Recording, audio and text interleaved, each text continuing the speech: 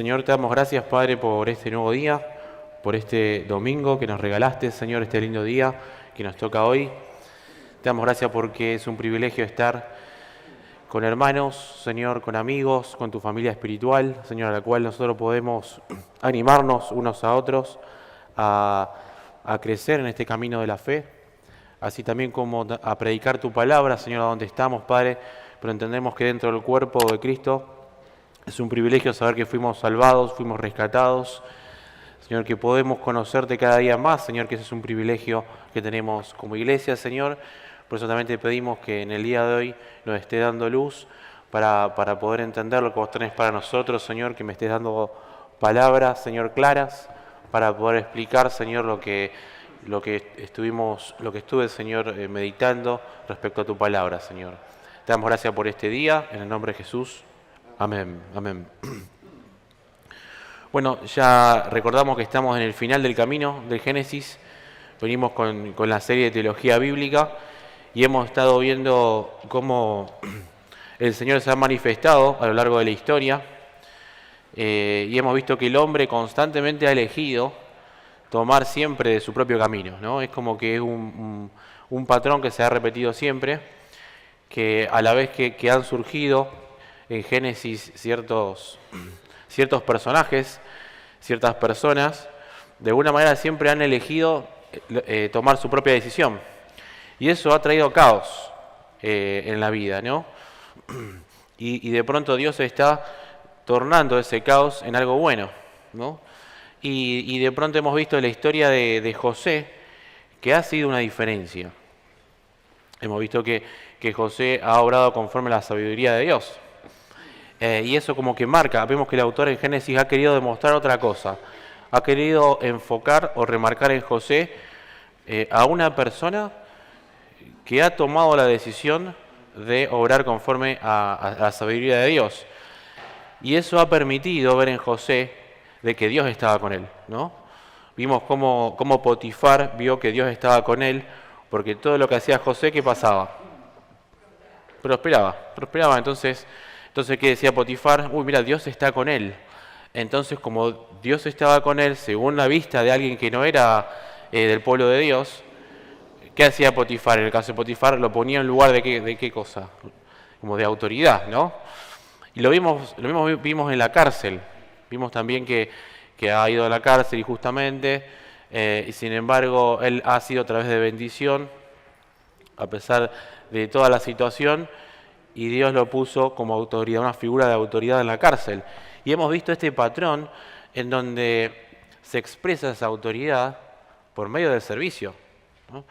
¿Cómo puede ser que una persona, o sea, como que rompiendo todo paradigma en el mundo, en donde supuestamente aquel que tiene autoridad es aquel que ejerce un mal dominio sobre el otro, se aprovecha del otro? Vimos en la figura de José a una persona que ejerce esa autoridad por medio del servicio, ¿no? Y es de bendición, que esa fue la idea original en el huerto del Edén, ser de bendición, ¿no? Gobernar conforme a los designios de Dios. Y llegamos la semana pasada, en el capítulo 45, en donde algunos pensábamos que tal vez José se quiso vengar. ¿Se acuerdan que hablamos de esto? ¿Por qué Simeón quedó en la cárcel cuando volvieron sus hermanos a buscar a Jacob y a Benjamín? ¿Se acuerdan? Era como una garantía, dice Iris. Por ahí uno pensaba al principio, bueno, si tomó José a uno de sus hermanos, probablemente sea porque al fin se vengó un poquito, aunque sea, ¿no? Sea hora de vengarse porque todo lo que le hicieron y todo lo que vivió, la verdad que no es justo. Pero la realidad es que veníamos Martín nos acompañaba a meditar en esto, ¿no? Como probablemente esto fue como un gancho para que de alguna manera los hermanos no hagan lo mismo que hicieron siempre. ¿Se acuerdan que siempre fueron engañadores? No, siempre engañaban y ellos lograron que Jacob pensara que José había muerto por una bestia. Yo estaba leyendo otra vez la historia de cuando los hermanos vuelven con la túnica y veía que en el relato en ningún momento el autor nos dice de que realmente los hermanos le dijeron a padre, che, murió. Solamente con astucia se acercan con la túnica manchada con sangre y le dicen, mira, esto es de tu hermano. Entonces, el papá inmediatamente asocia como que sí, como que murió, pero ellos en ningún momento, pero sí eran engañosos, ¿no?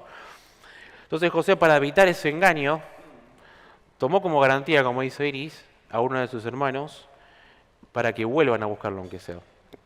Y vimos en el capítulo 45, versículo 7, repetimos esta figura de sacerdote de José, vimos esta figura de como de gobierno, ¿no? De que ejerce dominio, y la manifestación de eso. Fíjense 45:7,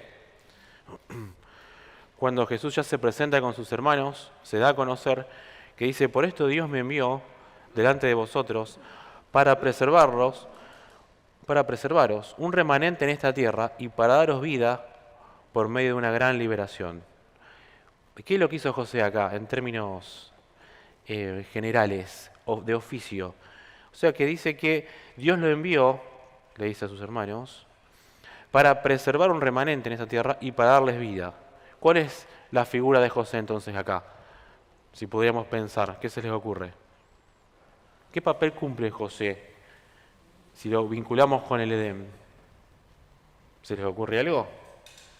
Si Dios pone la figura de José para preservarlo y darles vida, como el árbol de la vida, ¿no? Va por ese lado. ¿Qué más? Alguien que intermedia, ¿no? Para que ellos tengan vida, para que ellos puedan preservarse. O sea, una especie de sacerdocio hace José ahí. Él media, él es un mediador para que el pueblo de Israel no muera con la hambruna. ¿Ven que esa es la lógica? En el versículo 8, habíamos visto la semana pasada que dice esto, así que no me enviaste vosotros acá, sino Dios. Y Él me ha puesto como un padre para Faraón y señor de toda casa y gobernador en toda la tierra de Egipto. O sea que ahora ya José no solamente cumple la figura de sacerdote, sino también de qué cosa. Porque dice que le puso como gobernador en la casa y gobernador en toda la tierra. ¿Qué sería? De autoridad, de dominio. Sé que el autor nos va tirando estos salpicones de idea, en el que podemos ver que José estaba cumpliendo esa figura de Adán en el inicio. ¿Y qué produjo eso en Israel? Vemos la manifestación de eso, es de bendición, porque en el versículo 9 al 11, fíjense lo que logra José con esto. Dice, dense prisa, subid hasta mi padre y decirle así, dice tu hijo José, Dios me ha puesto por Señor de todo Egipto, desciende a mí y no te detengas, y habitarás en la tierra de José y estarás cerca de mí, tú y tus siervos y los hijos de tus hijos, tus rebaños, tus vacas, todo lo que tienes, y allí te sustentaré, pues aún quedan 5 años de hambruna, para que no caigas en la miseria tú y tu casa y todo lo que tienes. ¿Ven? José está confirmando que a través de su labor sacerdotal, podríamos decir, y a través de esta figura de gobierno, ejerciendo dominio como debería ejercer, iba a traer bendición a su propia casa, a su propia familia, iba a sustentar, habitarán en tierra de José, dice. Ahora vamos a estar desarrollando en breve qué características tenía esta tierra. Y versículo 17, vemos que el faraón confirma esto que va a pasar. Y dijo el faraón a José, di a tus hermanos, haced esto, cargad vuestras bestias e id, entrar a la tierra de Canaán, luego tomad a vuestro padre, dice el faraón, ¿no? Y a vuestras familias, y venid a mí, y yo os daré lo bueno de la tierra de Egipto, y comerán de la abundancia del país. Versículo 9. Mándales también, tomad carros de la tierra de Egipto para vuestros pequeños y vuestras mujeres, tomad a vuestros padres y venid, y no os preocupéis por vuestros enseres, porque lo mejor de la tierra de Egipto es vuestro. Y así hicieron los hijos de Israel. José le dio carros, les dio provisión, versículo 22, mudas de vestido. Benjamín tuvo más que los demás, tuvo 300. Versículo 23, 10 asnos cargados de lo mejor de Egipto. Ven ahí entonces, ya esta figura de José, nos muestra el autor, produjo eso en Israel. Produjo vida, produjo que perseveren en medio de una hambruna. Pero no solo eso, sino que tuvieron abundancia. Vemos el contraste en el versículo 18 que dice abundancia, leímos en el 19 tuvo carros, tuvieron provisiones varias, muda de vestidos, asnos. Evidentemente el faraón confirma esto, ¿no? Que por medio de José ellos iban a preservar. Y terminando con la semana pasada, con lo que vimos la semana pasada, ¿creyó o no creyó Jacob? Porque obviamente llegaron los hijos de Jacob a contar la noticia de que José estaba vivo, que era gobernador de Egipto. O sea, lógicamente esto es incoherente, ¿o no? No es lógico eso. Que vengan tus hijos, digan, al final está vivo. Martín preguntaba la semana pasada, no lo dice el texto acá, pero quién sabe si alguna vez le dijeron la verdad, de que nunca había muerto José. Pero versículo 26 y 27 explica, ¿no?, si realmente creía Jacob lo que dijeron. ¿Creían o no creían? ¿Se acuerdan?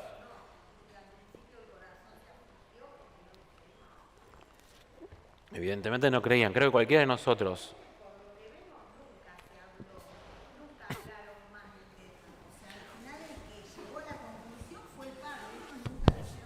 Ellos nunca dijeron nada. Ahora vamos a estar viendo un poquito más eso también que dice. Pero evidentemente la reacción primaria y lógica de Jacob es no creer. ¿Cómo que mi hijo, el que supuestamente había muerto, ahora era gobernador de Egipto? Una locura. No creían. Por eso en el versículo 26, al final lo que decía Marta, pero su corazón desmayó, pues no les creía. Y no les iba a creer semejante cosa. No era lógico. Versículo 27 y 28, más de ellos le dijeron todas las palabras que José les había hablado, y al ver los carros que José había enviado para llevarlo, el espíritu de su padre Jacob revivió. Versículo 27 vemos entonces que al ver estas características, ver que vio carros de Egipto, ver que vio todas estas telas, Jacob como que diciendo, bueno, esto tiene sentido ahora. Pareciera que es cierto. Es cierto que Jacob está como gobernador ahí. Versículo 28 concluye Jacob. Entonces dijo Israel o Jacob, no es lo mismo, basta, mi hijo José aún vive, iré y lo veré antes de morir. ¿Ven?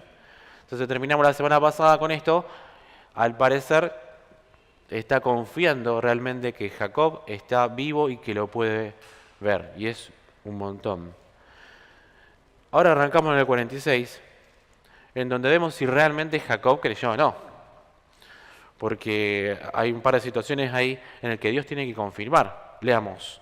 Vamos a leer del 1 al 5 primero. Israel partió con todo lo que tenía y fue a Berseba y ofreció sacrificios al Dios de su padre Isaac. Y habló Dios a Israel en visiones de noche y le dijo, Jacob, Jacob. Y él dijo, heme aquí. Entonces le dijo, yo soy Dios, el Dios de tu padre. No temas bajar a Egipto, porque allí te convertiré en una gran nación. Yo descenderé contigo a Egipto, y ciertamente yo también te haré subir, y la mano de José cerrará tus ojos. Se levantó Jacob de Berseba, y los hijos de Israel hicieron subir a su padre Jacob, y sus pequeños, y a sus mujeres en los carros que Faraón había enviado para que los llevaran. Bueno, ¿qué vemos acá? En el versículo 1 aparece una ciudad. ¿Alguno lo ve? ¿Lo vio? Berseba. ¿Alguna vez apareció esta ciudad en las Escrituras? ¿Fueron mencionados? ¿Alguno tiene un llamado? ¿Alguno se acuerda? Ahora lo vemos. En el versículo 2, ¿qué pasó ahí? Aparece Dios, ¿no? En escena. ¿Y qué pasó? ¿Qué le dice entonces Dios a Jacob?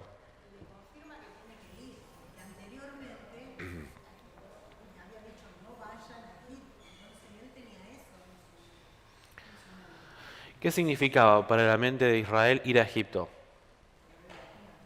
Una claudicación.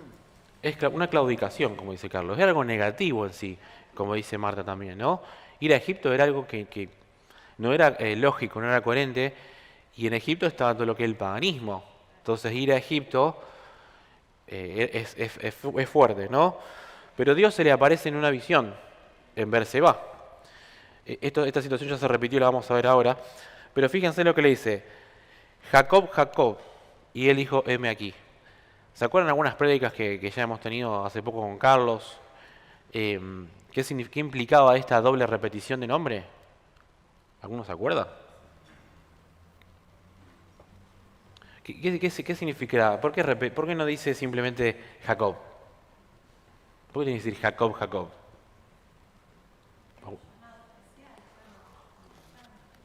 Es un llamado especial, como dice Cris. Algo importante, una advertencia, dice Carlos. Estate atento, esto es importantísimo lo que vamos a decir, ¿no? Y da la idea también de un contexto de intimidad, ¿no? Porque esto de Jacob, Jacob, es como decir, che, nos conocemos, ¿no? Hay una cierta cercanía y lo que te voy a decir es sumamente importante. Entonces, ¿qué fue lo que le dijo? Que no temas, ¿no? Leímos recién de bajar a Egipto, porque allí te convertiré en una gran nación. ¿Le suena eso? ¿Se habló esto en algún momento? El pacto de Dios con Abraham, se habló con Isaac, ¿no? Y ahora con Jacob. Entonces, fíjense el conflicto de Jacob en su mente, de que va a ser una gran nación, pero no en una tierra donde venía preparado que era en Canaán. Ahora es como en Egipto, ¿viste? Andá, bajá, que ahí te haré una gran nación. Entonces, para que podamos entender que no era tan fácil asimilar esto, ¿no? Esta situación. Pero fíjense en el versículo 4, que dice, ¿quién va a descender a Egipto? Ahí está. Dios mismo va a descender con él. O sea que este mismo patrón, ¿se acuerdan que en el pacto de Dios con Abraham dice que yo te haré una descendencia grande como las estrellas? ¿Se acuerdan de esto de que Dios es el que hace? Porque el hombre no puede fructificar y multiplicar por sí mismo. Es de Dios que hace la obra. Y acá en el versículo 4 vemos que él mismo dice, yo descenderé contigo a Egipto y ciertamente yo te haré subir. ¿Ven? Es Dios el que lo va a guiar hasta Egipto y es Dios el que lo va a hacer volver a Canaán. Ahí están en Berseba igual, en camino en la mitad. Pero vayamos y veamos algunos ejemplos. Vayamos a Génesis 22, 19. Leamos un poco esto, cómo se repite y las palabras que se usan, que nos va a ayudar.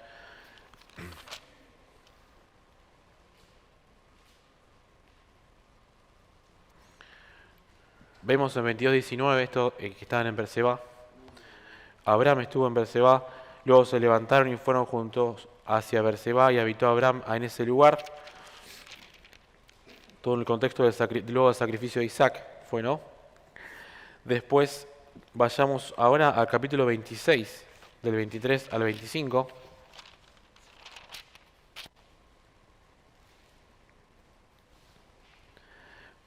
Fíjense la promesa de Dios con Isaac. De allí subió a Berseba, y aquella noche se le apareció Jehová y dijo, yo soy el Dios de tu padre, Abraham, no temas que estoy contigo. Te bendeciré y multiplicaré tu descendencia por amor de mi siervo Abraham.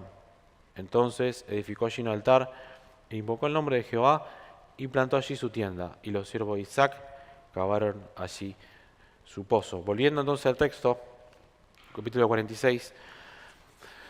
Lógicamente Jacob sabía de esta historia de su papá, ¿no? De que se le apareció Dios a su papá Isaac, que le dio esta promesa, ¿no? De que iba a multiplicar la nación, iba a ser de bendición, iba a fructificar. Y ahora se repitió lo mismo con él mismo, con Jacob. Ve esto, que tuvo una visión, que Dios lo llama, que no tema de bajar a Egipto, que es José el que está ahí y que tiene una promesa. Entonces en el versículo 4 leímos que le dijo, yo descenderé contigo y ciertamente yo también te haré subir y la mano de José cerrará tus ojos. ¿Qué querrá decir esto? La mano de José cerrará tus ojos. Acompañado morirá. No va a morir solo. ¿Cuál era la perspectiva que él tenía respecto a José? No va a ver más. Que no iba a ver más, que estaba muerto, ¿no? Lo dijo en varias oportunidades, me voy a morir sin Exacto. tristeza. Dice, iré al Seol enlutado, es la palabra de Jacob. Él estaba muy triste, su vida era como una muerte en vida. Pero acá le dice Dios, es como una confirmación de esta bendición, ¿no? De que su hijo estaba vivo y que su hijo iba a acompañar el resto de su vida, ¿no? Esta es la idea que decía Carlos también recién. Cerrará tus ojos, José, esto de que vas a morir acompañado de tu hijo, lo vas a ver. Entonces en el versículo 5 leímos que se levantó Jacob de Berseba y los hijos de Israel hicieron subir a su padre Jacob y a sus pequeños, a sus mujeres en los carros que Faraón había enviado para que los llevaran. Y tomaron sus ganados, versículo 6, y las pertenencias que habían adquirido en la tierra de Canaán, y se fueron a Egipto Jacob y toda su descendencia con él, sus hijos, nietos, sus hijas, nietas, y llevó consigo toda su descendencia a Egipto. ¿No? Qué loco esta escena. De salir de Canaán, estaban en Beerseba, y iban con todos los carros del faraón hacia Egipto, ¿no? Todo el pueblo hebreo con los carros del faraón. O sea, es muy fuerte, ¿no? La escena para una película de Hollywood. Del versículo 8 al 25 vemos que se desarrollan todas las características de las personas que van hacia Egipto. Exacto. Era la mejor tecnología avanzada en esa época. Llamaba mucho la atención. En el versículo 8 en adelante hasta el 25, vemos que acá el autor nos quiere dejar en claro todas las personas que estuvieron, ¿no? En el versículo 9 dice los hijos de Rubén y los nombra. Versículo 10, los hijos de Simeón y los nombra. 11 de Leví y nombra a todos los hijos. Versículo 12, Judá. 13, Isaacar. 14, Zabulón. Versículo 16, nombra a Gad y los hijos que van a Egipto también. Versículo 17, Aser. Versículo 20, nombra a José, que esos ya estaban en Egipto con los hijos. Versículo 21, Benjamín. Benjamín tenía hijos ya ahí, yo no me había dado cuenta. Versículo 23, los hijos de Dan. Uno solo nombra que es Husim. Versículo 24, Neftalí. Y 25 dice, estos fueron los hijos de Bila. Y 26, vamos a leer bien todo, y 27, todas las personas que fueron con Jacob a Egipto, procedente de sus lomos, sin contar las mujeres de los hijos de Jacob, todas las personas fueron 66. Y los hijos de José, que le nacieron en Egipto, 2 personas. Todas las personas de la casa de Jacob que entraron a Egipto fueron 70. Versículo 28, envió por delante a Judá, casa de José, para que preparara el camino a José cuando entraron en la tierra de José. ¿Qué dice en el versículo 28? ¿Qué hacía Judá? ¿Quién envió? Vamos a hacer otra pregunta mejor. Dice en el versículo 28, envió por delante a Judá, casa de José, para que preparara el camino a José. ¿Quién envió a Judá? Jacob. Bien. ¿Y por qué envió a Judá? ¿Quiénes son los que tenían que tomar el primogénito, no? Él reemplazó a Rubén. Exacto. ¿Por qué no fue? ¿Quién es el primogénito realmente? ¿Se acuerdan de Rubén? ¿Y quién sigue en la genealogía? ¿O quién sigue de los hijos? Simeón. Y Leví. ¿Y por qué no lo envió a Simeón o Leví de última? Y fue Judá directamente. Simeón no estaba en la garantía. Simeón estaba en garantía. Leví.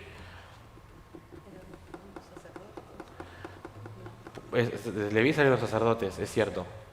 ¿Qué más? ¿Qué puede ser? ¿Por qué no Leví?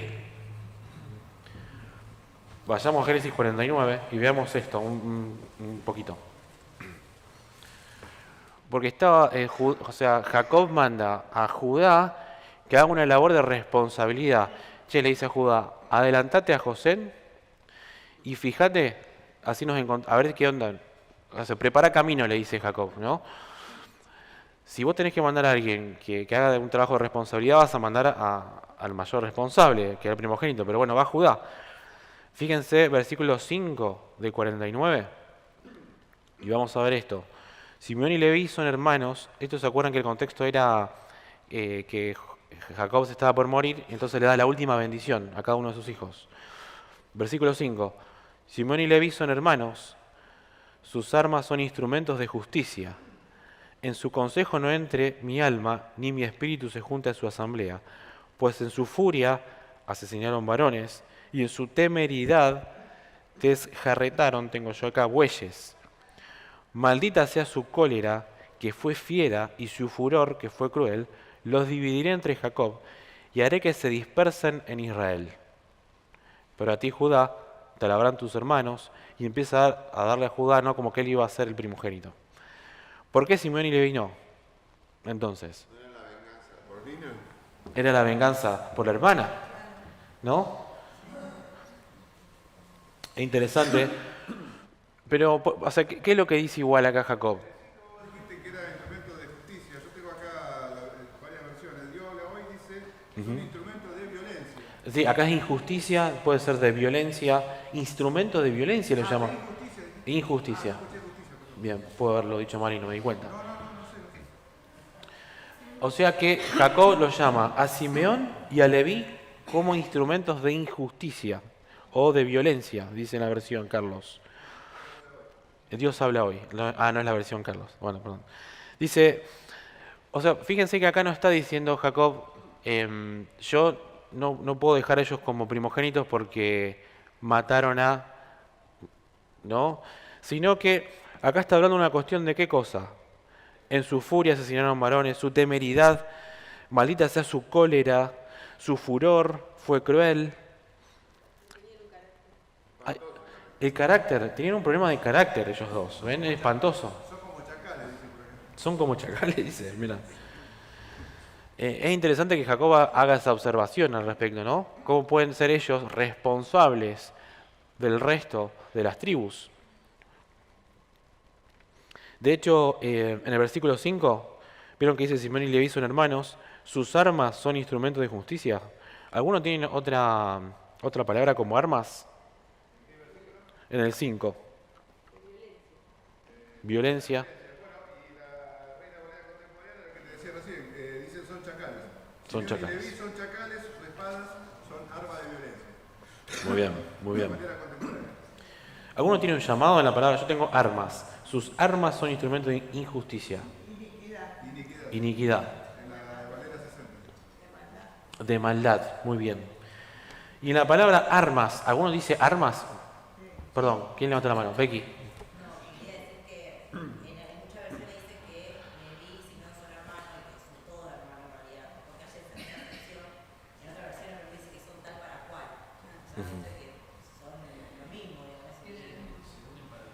Se unen para la maldad, se unen para el cual. Muy buena esa versión. Y dice que esa maldad, dice, sus armas son instrumentos de injusticia. La palabra armas, yo tengo acá un llamado en la textual. Déjenme ver. Son cuchillos cortos de doble filo para circuncidar, dice. Ahí está. Tiene que venir por ahí, ¿no? ¿Qué hace Jacob? Se acuerda de lo que hicieron ellos dos, como dice Becky en su versión, son tal para el cual, o sea, obran para el mal. Y como decía recién Iris, empieza a dar las características de una persona de un carácter bastante heavy, ¿no? Cólera, furor, temeridad. Entonces, en el versículo, vamos a hablar del 46, vemos que queda Judá, o sea que no es ni Rubén, porque él quiso usurpar la autoridad del padre, no es ni Simeón ni Leví, porque son personas con un carácter que se unen para hacer lo malo. Se potenciaban entre ambos, ¿no? Como decimos en criollo, se dan manija entre ellos, y ahí fueron a atacar Siquem y destruyeron todo Siquem, ¿no?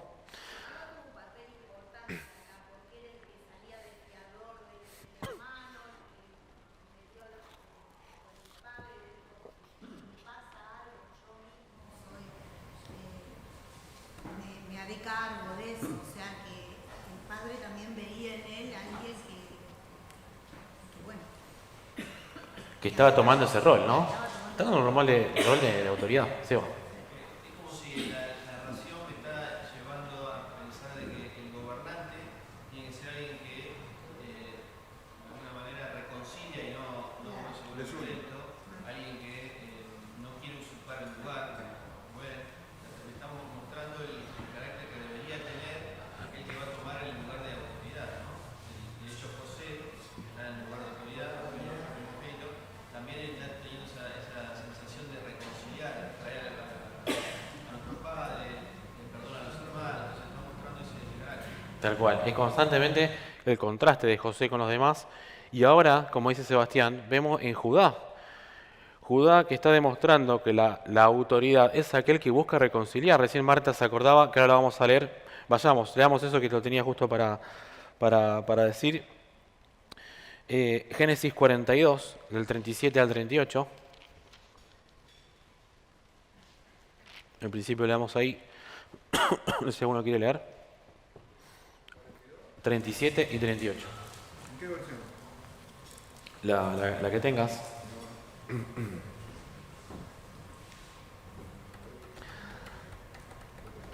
Lo leo yo. Rubén habló a su padre diciendo: harás morir a mis 2 hijos, si no te los devuelvo, entrégalo a mi mano, que yo lo devolveré a ti. Y él le dijo: no desertará mi hijo con vosotros, pues su hermano ha muerto y él solo ha quedado. Y si le acontece algún desastre en el camino por donde vais, haré descender mis canas con dolor a dolor. Bien, Rubén quiso tomar un papel, ¿se acuerdan que lo habíamos visto hace poco? ¿Y sirvió o no sirvió? No le importó a Jacob. Veamos ahora Judá tomando ese papel de aquel que busca la reconciliación. Versículo 3 del 43. Y Judá le respondió diciendo: aquel hombre nos advirtió seriamente diciendo: no veréis mi rostro, a menos que vuestro hermano venga con vosotros. Versículo 8. Judá dijo a Israel su padre: envía al muchacho conmigo, así nos levantaremos e iremos para que vivamos y no muramos también nosotros, también tú y también nuestros pequeños. Yo salgo de fiador, dice Judá, versículo 9, por él. A mí mismo me pedirás cuenta de él. Si no te lo devuelvo y te lo pongo delante, seré culpable ante ti todos los días. Si no nos hubiéramos demorado, ciertamente ya habríamos vuelto 2 veces. ¿Qué responde Jacob? Si tiene que ser así, hacelo. Tomad de lo mejor de la tierra en vuestras bolsas y llevad obsequios a aquel hombre. Un poco de bálsamo, un poco de miel, especias, mirras, nueces y almendras. ¿Ven? ¿Ven ahí la actitud de Judá como intercesor?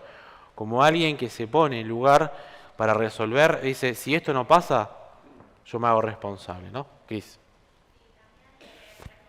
Que siempre nos llamó la atención la historia de Judá con Tamar, que quedaba ahí como que parecía como que se había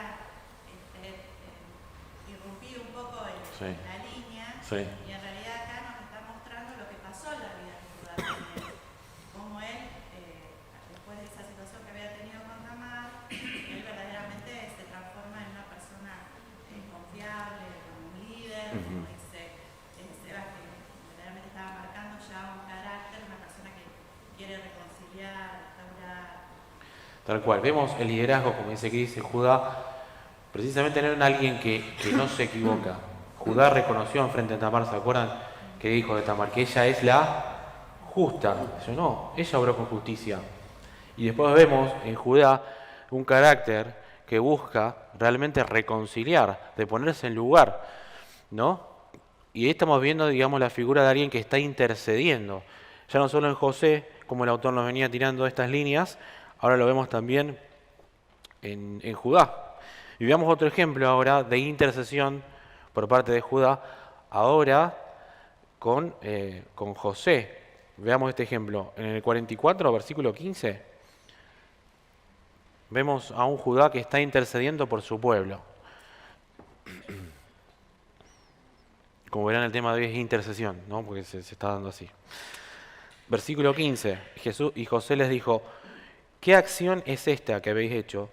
¿No sabéis que un hombre como yo es capaz de adivinar? Entonces dijo Judá: ¿qué diremos a mi Señor? ¿Qué hablaremos? ¿Cómo nos justificaremos?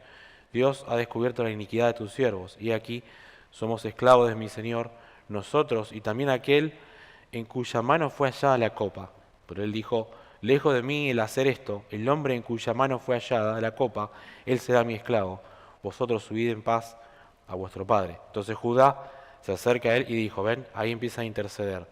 Ay, Señor mío, te ruego que hable tu siervo una palabra a oídos de mi Señor, y no se encienda tu ira contra tu siervo, porque tú eres como el mismo Faraón. Vayamos al 30.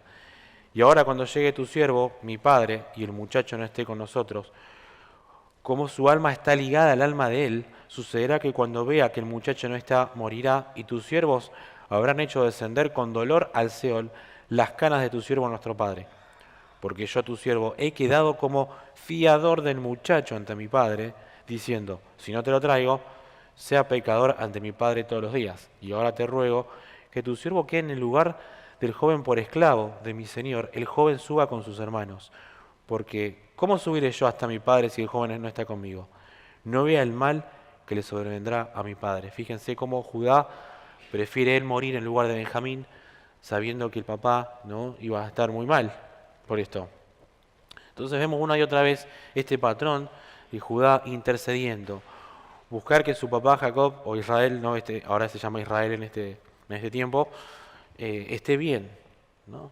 Reemplazar, si Benjamín está mal, o sea, quiere evitar que esté mal y quiere él estar en lugar de Benjamín. Bueno, sigamos ahora con la lectura. Ya leímos en el versículo 28, porque fíjense que dice, habíamos leído, estamos 46, 28. Envió por delante a Judá de José para que preparara el camino a José cuando entraron en la tierra de José. O sea que Jacob manda a Judá. Ya vimos todos estos contextos en donde Judá estuvo cumpliendo un papel de intercesor, demostrando un carácter muy distinto a sus hermanos, muy distinto a Rubén, que quería usurpar la autoridad, muy distinto a los otros dos hermanos, Simeón y Leví, que esos eran coléricos, eran personas que entre ellos se animaban, como bien leían ustedes. Vemos en Judá otro contraste, alguien que Jacob lo ve y lo manda que prepare el camino, ¿no? Para encontrarse en aquella tierra. Entonces vemos en el 29 que dice, José mandó a uncir su carro, o a preparar, y subió a José a recibir a su padre Israel. Se presentó a él y echándose a su cuello lo abrazó y lloró largamente. Entonces Israel dijo a José, ahora puedo morir después de haberte visto en persona y vivo. Vemos este clímax, al fin se encontraron. Ya Judá preparó el camino, se fijó cómo es la tierra de José, cómo es llegar allá, y ahí se pudieron encontrar José y Jacob. Y fíjense las palabras de Jacob, ¿qué dice?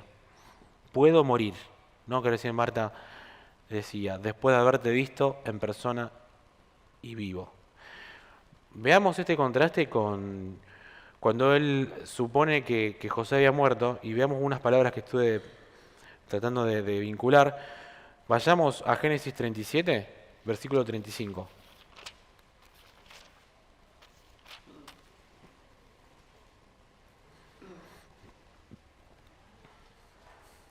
Veamos el 33 para ver un poquito más el contexto. Capítulo 37, versículo 33. Él la reconoció y exclamó, es la túnica de mi hijo. Alguna mala bestia lo habrá devorado. Sin duda José fue despedazado, ¿no? Esto con astucia los hermanos lograron que él llegara a esa conclusión. Versículo 34. Entonces Jacob rasgó sus ropas, puso tela de saco en sus lomos e hizo duelo por su hijo durante muchos días. Y se levantaron todos sus hijos e hijas a consolarlo. Pero él rehusó ser consolado, dijo, descenderé enlutado junto a mi hijo hasta el Seol. Y su padre lloraba por él. Fíjense, ¿no? Cómo era. Es una expresión, evidentemente, que estaba viviendo de dolor Jacob. Pero él daba a entender que toda su vida va a estar de luto, ¿no? Eso de descender enlutado daba esta idea. Y volviendo ahora al 46, 30, vemos el contraste, cómo se dio vuelta esto, ¿no?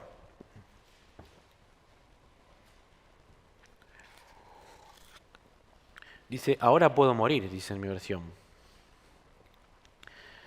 Dice, después de haberte visto en persona y vivo, ¿no? ¿Se acuerdan que al principio, ya hace 2 años de esto, ¿no? Cuando estábamos viendo el comienzo de lo que era la manifestación del pecado en la vida del hombre, cuando hablábamos esto de dolores de parto, ¿algunos se acuerdan de lo que significaba dolores de parto?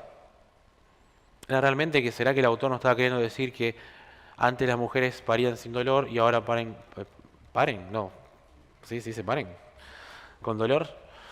¿O qué estaba vinculado a esta idea? ¿Se acuerdan? A la crianza. A la crianza de los hijos, ¿no? Entonces, acá vemos un claro ejemplo en Jacob que sufrió dolores de parto toda su vida. Era como estar enlutado. Vemos ahora que parte de esta bendición de Dios, que iba a multiplicar, iba a fructificar, venía este regalo, ¿no? De ver que su hijo estaba vivo, que su hijo iba a acompañar toda su vida hasta la muerte y que ahora Jacob podía morir en paz. Y del 31 al 34 vemos algo que es raro al principio de entender, pero tratemos de analizarlo. José dijo a sus hermanos y a la casa de su padre, subiré para anunciar a Faraón y decirle, mis hermanos y la casa de mi padre, que estaban en la tierra de Canaán, han venido a mí. son pastores de ovejas, que cuidan del ganado y han traído sus rebaños, sus vacadas y todas sus posesiones.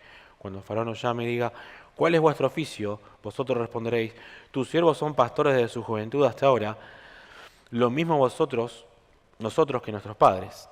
Así podréis vivir en la tierra de Gosén, porque todo pastor de ovejas es abominación para los egipcios. ¿Qué estaba pasando acá? José, ¿qué le dijo a sus hermanos? Que se vayan y se anuncien al faraón. ¿Y qué es lo que tenía que decirle? ¿Cuál era su oficio? Pastores. ¿Por qué el autor nos deja esto acá? Es la pregunta, ¿no? ¿Y por qué José le dice a sus hermanos que le digan? A sus hermanos que de oficio son pastores. Fueron contratados, no sé si va por ahí. ¿Cómo? Porque hacía falta ese oficio. Claro, y después creo que sí, que fueron contratados, si no me recuerdo. Muy bien. Más adelante, el 47 lo vamos a desarrollar un poco. Ellos fueron contratados, ¿no?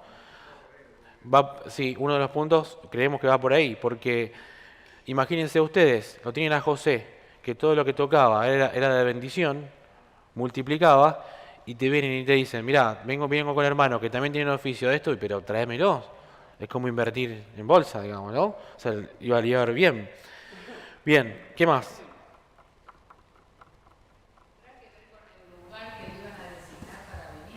También. Por su profesión no iban a estar con el pueblo de Egipto, sino que iban a estar apartados en un lugar. Sí. ¿José pertenecía o no a Egipto? ¿O estaban afuera de José estaba en Egipto, pero estaba en el noroeste, cerca del Nilo.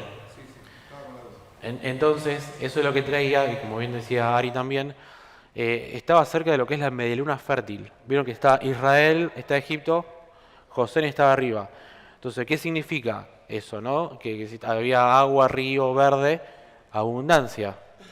Entonces, lo que estaba preparando José en ese momento es llevar a su propio pueblo de Israel a una tierra de abundancia, ¿no? Donde hay todo espacios verdes. Si le suena algo también. ¿Y qué más? Son 3 puntos se me ocurrieron, capaz a ustedes se me ocurren más. Que yo leí que Faraón podía haber sido de una dinastía de los Hicsos, Bien. eran nómades, entonces como que el Faraón también podría haber tenido algún tipo de simpatía hacia el oficio de los pastores. Mira, no sabía. Comentario- Puede ser, tranquilamente. Puede ser. Puede ser que José haya usado esa sabiduría, sabiendo lo que le gusta al faraón y haya encargado por ahí, es verdad. Otra cosa, fíjense en el versículo 34 al final. ¿Qué eran los pastores para los egipcios? Bien, era algo como lo peor. En realidad, no solo para los egipcios, ¿no? En el antiguo cercano oriente, ser pastor era algo de lo más bajo, ¿no? Dios usa al rey David como pastor para que gobierne, ¿no? Porque no se trata de un gobierno de características terrenales, sino que es Dios el que obra. Y acá podríamos ver tal vez una similitud en el que José está dejando en claro que este pueblo de Israel, sus hermanos, no vienen con la idea de querer gobernar o ejercer algún tipo de dominio en el lugar. Ellos vienen con el perfil bajo, diríamos en criollo, ¿no? Vienen tranquis. Entonces, obviamente, si vamos a Éxodo 1, que no tenemos tiempo, vemos que esto no sucede. ¿Qué pasa ya para 400 años después, más o menos? Vamos rápido, Éxodo 1. Se revierte todo. Al final se multiplicaron, ¿no? Versículo 7, Éxodo 1:7. Pero los hijos de Israel fueron fecundos y se multiplicaron, y fueron aumentados y fortalecidos en extremo, y se llenó de ellos la tierra. Entonces se levantó en Egipto otro rey, y versículo 9 dice, ciertamente el pueblo de los hijos de Israel es más numeroso y fuerte que nosotros. Procedamos con astucia contra él, no sea que se multiplique y suceda que cuando sobrevenga una guerra, se una también con los que nos aborrecen y luchen contra nosotros y se vaya de esta tierra, ¿no? Versículo 12, por cuanto más los oprimían, más se multiplicaban y esparcían, ¿ven? O sea que el pueblo de Israel en Josén, desde ahí, terminó siendo un gran número. Era lo que Dios le había prometido. Cuando lo llama también a Jacob, le dijo, Jacob, yo descenderé contigo, yo multiplicaré, vemos que sucedió, ¿no? Bien, y así pasó. Y yendo a lo que dice Carlos, de que ti serán benditas todas las naciones de la tierra, saltemos porque ya estamos al final, pasamos al 47:7. Fíjense la bendición de Jacob al faraón, esto es tremendo. Luego José tomó a su padre Jacob y lo puso delante del faraón, y Jacob bendijo a faraón. Versículo 10. Y Jacob bendijo a faraón y salió de la presencia de él. 11. Y José hizo habitar a su padre y a sus hermanos, dándoles posesión en la tierra de Egipto, en lo mejor de la tierra, en la tierra de Ramsés, como faraón había ordenado. Acá ahora le llama la tierra de Ramsés, pero también probablemente en la época de Moisés, la tierra de José, en que estamos hablando ahora, se llamó tierra de Ramsés, que es la mejor, era lo mejor que tenía Egipto, y ahí estaba Israel. ¿Ven? Bueno, ya cerrando, y nos vamos a hacer tiempo de desarrollar un poco, pero con el 47, del 1 al 7, bueno, en el 6 vemos que se reconoce, que dice que la tierra de Egipto está delante de ti, en lo mejor de esa tierra es habitar a tu padre y a tus hermanos, que habiten en tierra de Gosén. Y si juzga acá hay entre ellos hombres valerosos, ponlos por mayores de mi ganado, que era lo que decía recién Carlos, ¿no? Si tenés gente capaz, ponelo y que labure y que produzcan. Esa es la lógica, ¿no? Que le sirve al faraón, que esto nos hace acordar también Martín la semana pasada. Algún con algo que ellos detestaban, ¿no? Es cierto. Entonces, ya cerrando con la idea, vemos acá a dos figuras. Ya antes era José, ahora también vemos a Judá como aquel que buscaba la reconciliación, ¿no? Aquel que buscó preparar camino, como decía acá en la tierra de José, él preparó camino, Jacob dice, prepara camino para yo encontrarme con mi hermano, ¿no? Y cerrando con la idea, vemos ya al final, ya desde el linaje de Judá, vemos a alguien que vino a preparar camino para reconciliarlo con Dios, ¿no? Y por eso el apóstol Pablo en Corintios habla de esto, de la reconciliación, y ya cierro con esto. En el capítulo 5, versículo 17 de 2 Corintios, que habla Pablo de la reconciliación, dice, de modo que si alguno está en Cristo, nueva criatura es. Las cosas viejas pasaron, y aquí todas son hechas nuevas. Todo esto proviene de Dios, quien nos reconcilió consigo mismo por Cristo y nos dio el ministerio de la reconciliación, que Dios estaba en Cristo, reconciliando consigo al mundo, no tomándoles en cuenta a los hombres sus pecados, y nos encargó a nosotros la palabra de la reconciliación. Así que somos embajadores en nombre de Cristo, como si Dios rogase por medio de nosotros. Os rogamos en nombre de Cristo, reconciliados con Dios. Al que no conoció pecado, por nosotros los hizo pecado, para que nosotros fuésemos hechos justicia de Dios en Él. Oramos. Señor, te damos gracias, Padre, por poder una vez más escuchar tu palabra, Señor, poder intercambiar opiniones y crecer, Señor, porque sabemos que la mente es una sola, es la mente de tu Hijo, la mente de Cristo, Padre. Te damos gracias por este día. Te pedimos, Señor, que nos sigas acompañando, Señor, en escuchar tu palabra y las alabanzas. Te bendecimos y te damos gracias. En el nombre de Jesús. Amén.